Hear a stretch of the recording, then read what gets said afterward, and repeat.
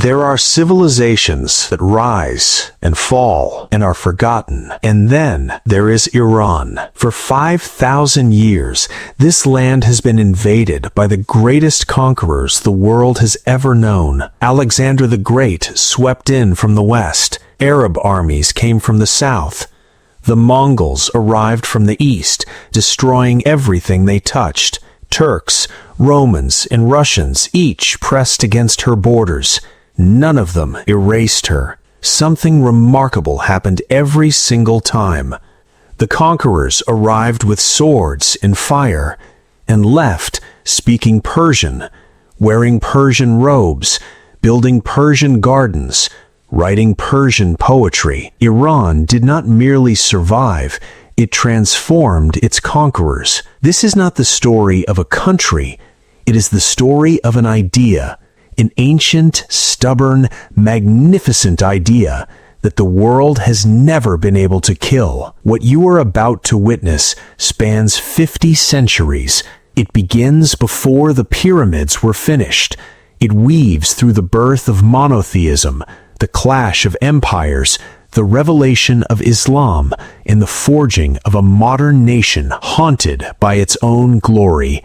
This is the entire history of Iran. And it begins in the mountains. Music, swell upward, transition to driving percussion as we move into the ancient world. Before the name Iran existed, before the name Persia, before any name at all, people lived here. The Iranian plateau is one of the oldest continuously inhabited regions on Earth.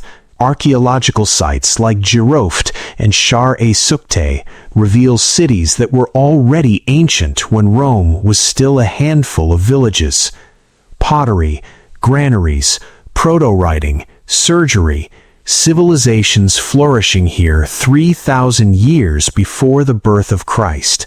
But the story that shaped the modern world begins around the first millennium BC, when nomadic tribes from the Eurasian steppe descended onto the plateau.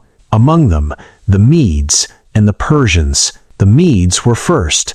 They built an empire centered at Ecbatana, modern-day Hamadan, and became the dominant power of the ancient Near East. In 612 BC, it was Median armies that helped topple the feared Assyrian Empire, whose very name had made the ancient world tremble. But the Medes' dominance was short-lived. Within their own realm, a vassal king named Cyrus was gathering power. Cyrus II, known to history simply as Cyrus the Great. In 550 BC, Cyrus overthrew the Median king, who happened to be his own grandfather. It was not merely a coup, it was the birth of something the world had never seen, the Achaemenid Empire.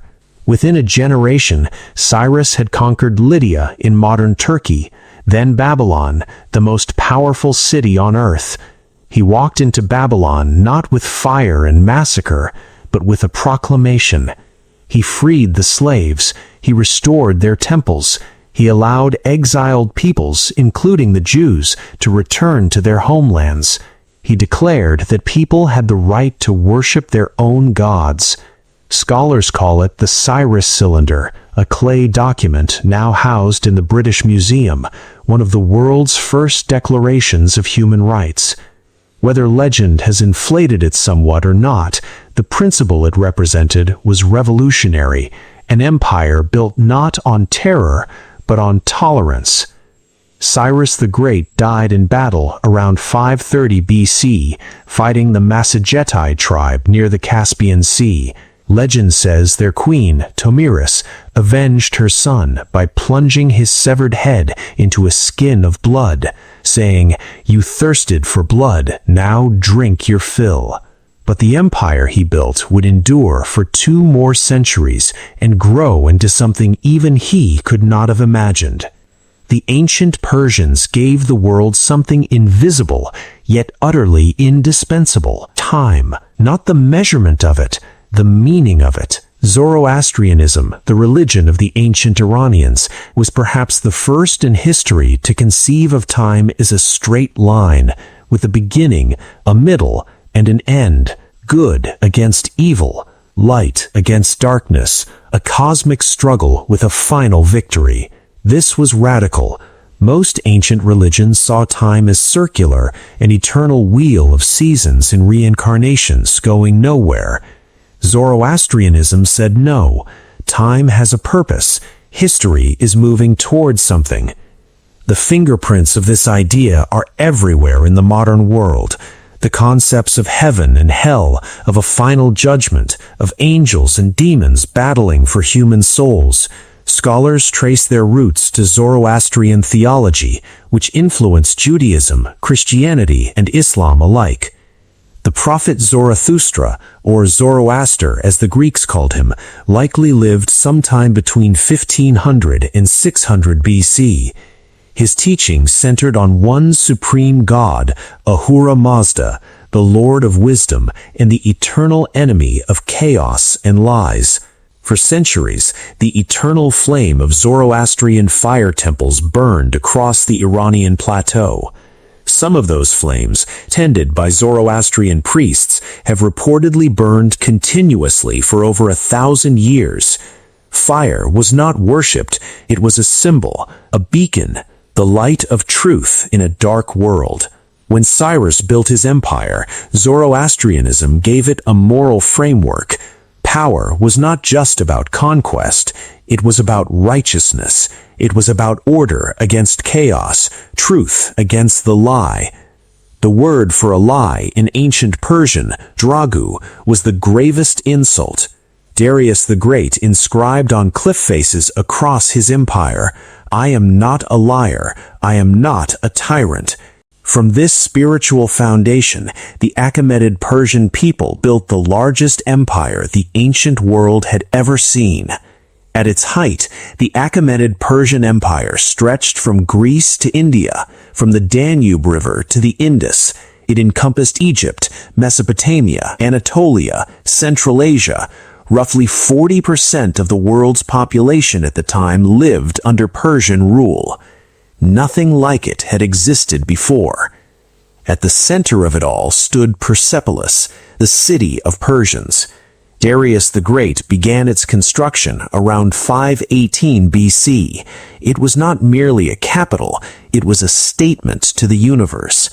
Massive columns 30 meters high, reliefs carved into stone showing representatives of all subject nations bringing tribute, not in chains, but in procession, with dignity. The royal road connected Susa in modern Iran to Sardis in modern Turkey, over 2.5 kilometers, with relay stations every 25 kilometers. A royal messenger could cover the entire distance in just 7 days. Communication, commerce, and control flowed through this artery like blood. The Persian kings called themselves the King of Kings, Shahan Shah, but they ruled not through uniform domination, but through a system of satrapies, regional governorships that allowed local customs, religions, and languages to continue. This was unprecedented tolerance, and it was the empire's greatest strength. It was also, in a sense, its greatest vulnerability, because on the western edge of this empire, on a rocky peninsula called Greece, a collection of fierce, quarrelsome city-states looked east with defiance. At Marathon in 490 BC, the Athenians defeated a Persian force twice their size, a shock that reverberated across the ancient world. 10 years later, Xerxes, son of Darius, launched the greatest invasion force the ancient world had ever assembled. Hundreds of thousands of soldiers, a fleet of 1,000 ships. He burned Athens. He stood at the gates of Greek civilization. But at Salamis, the Greek navy outmaneuvered the Persian fleet in a narrow strait, and at Plataea the year following, the Persian land army was broken. The Greeks had held. The empire did not collapse. It remained dominant for another century and a half, but it had been shown that it could bleed. And from the west, a young king was watching, learning, planning. His name was Alexander. In 334 BC, Alexander of Macedon crossed the Hellespont and never looked back. He defeated the Persian armies at Granicus, at Issus, at Gaugamela, 3 massive battles in 5 years. The Persian king Darius III fled each time, and each time Alexander's cavalry chased him like a hawk pursuing a hare across the vast plateau. In 330 BC, Persepolis fell. Alexander, whether in a drunken celebration or calculated political theater, set fire to the great palace of Xerxes. The city that had been the heart of the world's greatest empire was reduced to ashes and columns. It was the most dramatic single act of destruction in the ancient world.